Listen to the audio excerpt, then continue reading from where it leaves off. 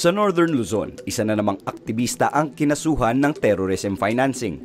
Nahaharap si Michael Cabangon, spokesperson ng Kilusang Mayo Una sa Cordillera sa dalawang kaso ng paglabag sa Section 8 ng Terrorism Financing Prevention and Suppression Act of 2012. Si Cabangon na ang ika-12 aktivista sa rehiyon na sinampahan ng kaparehong kaso. Alam kong niluluto na nila ito eh. May mga bumubuntot, may pumupunta sa bahay, may nagmamanman. Ang Criminal Investigation and Detection Group Regional Field Unit ng Cordillera ang nagsampa ng kaso laban sa labor leader. Pero katulad ng iba pang mga terrorism financing cases, tanging testimonya lang ng mga umano'y rebel surrendery ang pinagbatayan ng mga pulis. Pwede lang gawin ito kahit walang kaso eh. Pwede lang maging batayan para hulihin ka o patayin ka. Katulad naming mga aktivista na walang ibang hinangad naman kundi labanan yung injustisya sa ating lipunan.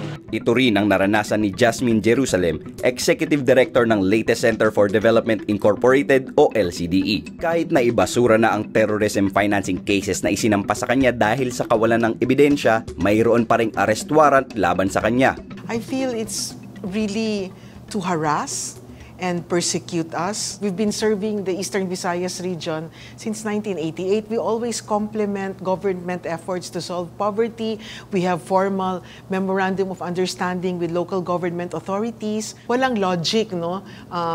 Na why they would clamp us down. Ayon naman sa National Union of People's Lawyers o NUPL, sa likod ng pagsasampa ng kaliwat kanang terrorism financing cases, ang kagustuhan ng Pilipinas na makaalis sa gray list o mga bansang may problema sa pagsugpo sa problema ng money laundering at terrorism financing. Galing sa isang international task force, ang Financial Action Task Force o FATF, ang listahang ito. I think those who are persecuting us are after money for achievement report, na they have achieved this many lista ng mga terrorists in quotation marks. In one word, pera-pera lang to and at our expense, humanitarian NGOs helping the government solve poverty. Para kay Jerusalem at Cabangon, kapalit ng agenda na makaalis sa gray list ang panggigipit sa mga aktivista at development workers na nagseserbisyo sa mga komunidad. Hinihiling po namin sa DOJ na dapat i-dismiss po itong kaso na to